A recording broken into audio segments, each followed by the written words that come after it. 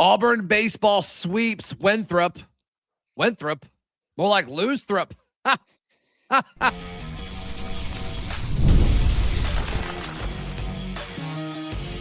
You are Locked On Auburn, your daily podcast on the Auburn Tigers. Part of the Locked On Podcast Network, your team every day. Yes, welcome on into Locked On Auburn, your daily Auburn Tigers podcast. I'm your host, Zach Blackerby, and thank you so much for making Locked On Auburn your first listen every single day.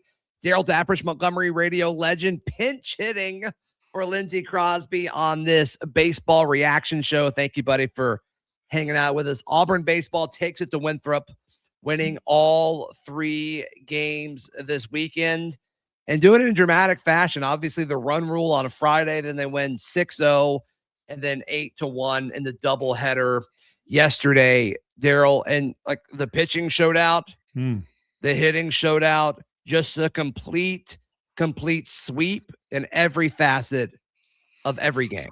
Yeah, first of all, I'm excited to be here talking baseball. Love baseball. So this is a lot of fun. And I tell you, I don't care what level of baseball you're playing. Yeah.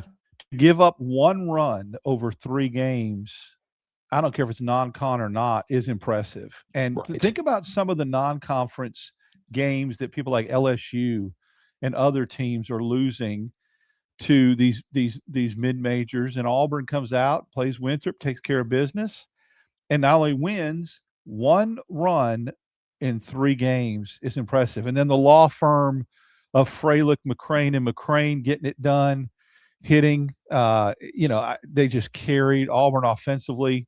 Yeah.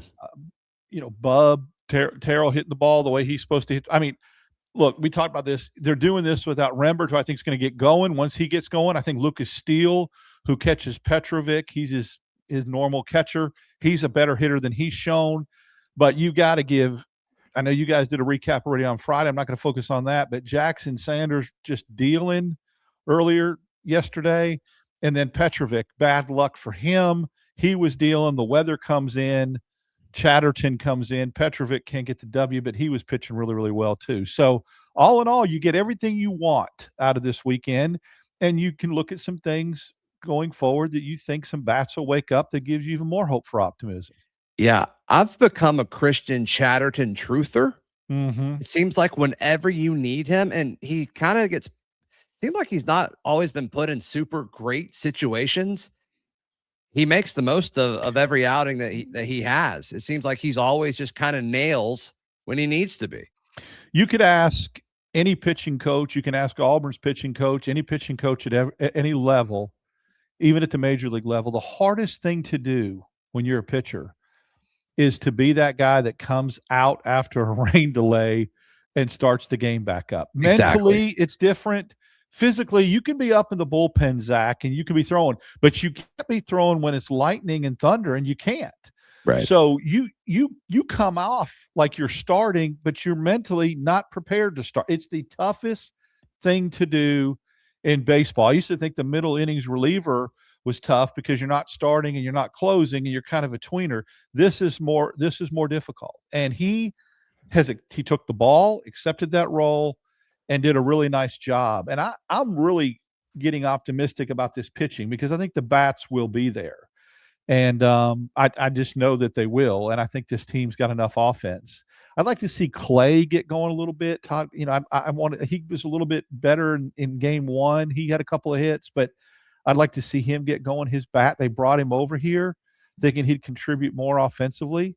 He's had a tough start to the season. It has, and so has has Blue. I mean, he's not hitting the ball like he's capable of doing it. And I think they worked on some things. I heard during the broadcast today because I'm having trouble with my streaming, so I got the opportunity to listen to Brad and do some. And they're working on him with Blue on his timing mechanism. They feel like he's got to lift his leg faster, get some trigger, and they think he's capable of hitting because he's good defensively. So, you got some guys, you're going to need them in the SEC stretch, some guys to come off the bench. But I really like this team. I like the makeup of this team, and pitching is coming around.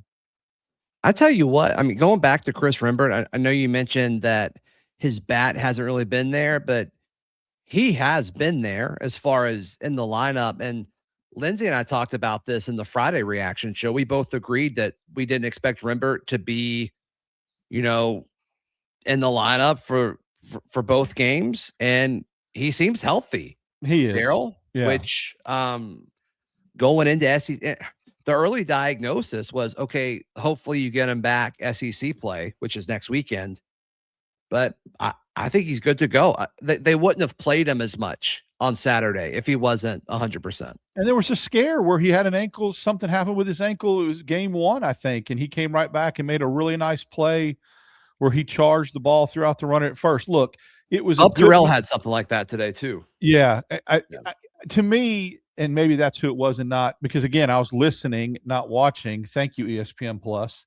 I think the move of moving Guevara back to third too, and McCraine at shortstop's a good move. Yeah. Listen, there's a lot of guys that have played that hot corner for Auburn over the years. He can absolutely pick it over there. And don't underestimate what he does for a pitching staff and how he helps a team ERA and how he helps guys, like Jackson Sanders got to go that extra inning. Everyone thought he was done. He went that extra inning. Yeah. The bullpen was so fresh today that it was unbelievable what these starters have done. But Guevara at third is elite as a defender, and that helps with the pitching staff. That helps McCraine at shortstop. He can shade a little bit towards the bag at second.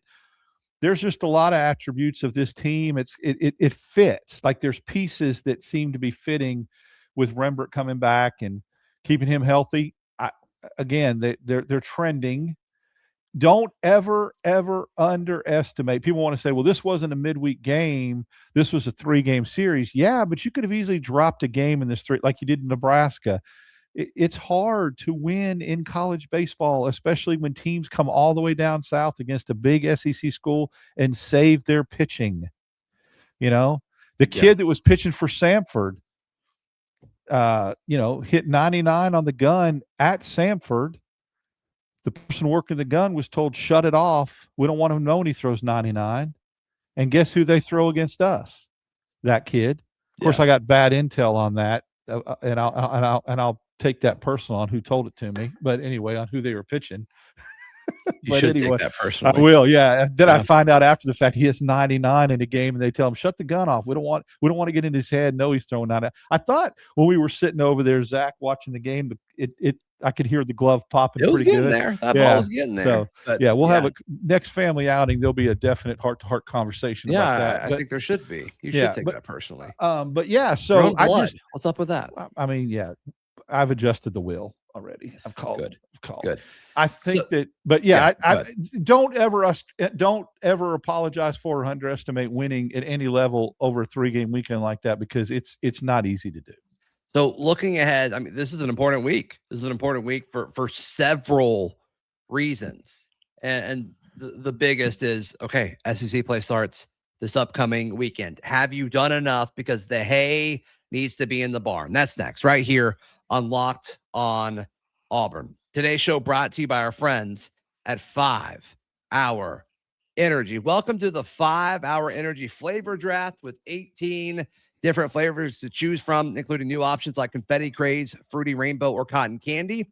There's something for everyone.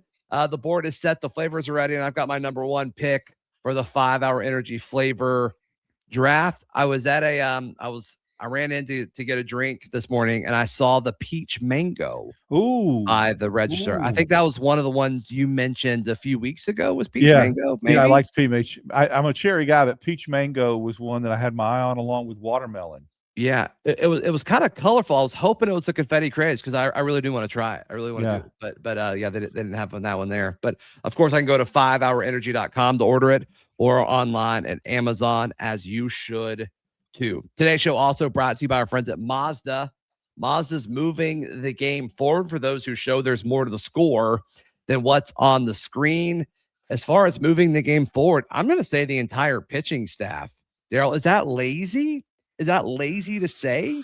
I'm going to say Fralick. I just think, you got to think about he contributes in 2 aspects of that. He catches 2 of the games, right? Which helps with the pitching staff. And then he raked today. So I'm going to go with my boy Fralick. Yeah. Nope. He's on a heater For sure. For sure. Mazda puts the same passion into every model. Highlights make the real. What it takes to get there is what makes it count. There's more to a Mazda because there's more to you.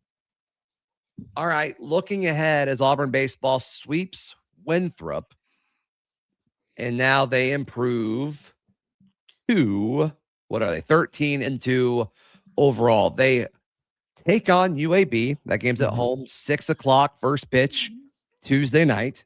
Total trap game. Be careful with that one. For sure, because UAB. UAB's going to throw their ace, and Auburn's looking ahead to conference play. So like UAB and Jack State, every few years, they get one on us. Yeah, they do, especially in Birmingham. We struggle in Birmingham at regions or wherever we play them there. Yeah. Yep. So obviously, I think you need a pretty good outing from Alvarez. You want to preserve as many pitchers as you possibly can. Pitched really well his last time out. Yeah. Yep. He did. But then obviously going to Missouri, going into the season, we were all like, okay, good. Missouri's the one you want to open up with because we're assuming one of the worst teams in the SEC. But interesting, as we're recording this, they're sitting at 12-2. And it's like, oh, should we start to believe in Missouri? But let me read you who they've played. So they lose their opener to Mount St. Mary's, and then they win the following two, including 134-3 is what this says, which is unbelievable. They lose to Florida Atlantic, but then they sweep New Haven, and they beat Arkansas Pine Bluff, and they beat North Dakota State, and they beat UIC. Terrible. That is an absolute embarrassment of a non-conference schedule. And to lose to Mount St. Mary's, Florida International is a pretty good baseball school, but Mount St. Mary's, they bounced back and beat them 34-3. They should. They were embarrassed. That's indicative of a schedule propping you up, and Auburn should have every not only goal, but there should be every indication that they go in there and take at least 2 or 3. Yeah, and then their Tuesdays against Southern Indiana. So they have another not powerhouse. faced a team. Yeah, Directional Indiana, right? And they're all cold weather. New Haven, Connecticut. I don't even think they started. It used to be schools like that, Zach, didn't start their seasons till the end of February, early March because of the weather. So yeah, that's deceiving. That's a little misleading. Just from a standing standpoint, like you need at least 2 this weekend. You could sweep, but I get 2. But the way this pitching is, man, you're throwing Petrovic on Sunday. Are you kidding me? Right. Let's go. Yeah, it's about to heat up though after that, right? Like you well, the Georgia Tech game, I'm going to that game that Tuesday night, St. Patrick's Day. That's a great rivalry, good game. Gordon Tech next Tuesday. Yeah. Tuesday or Wednesday. Yeah, Tuesday. And then you host Texas. Yeah, that's a big week of baseball. We will probably be like in the top 3, right? Yeah.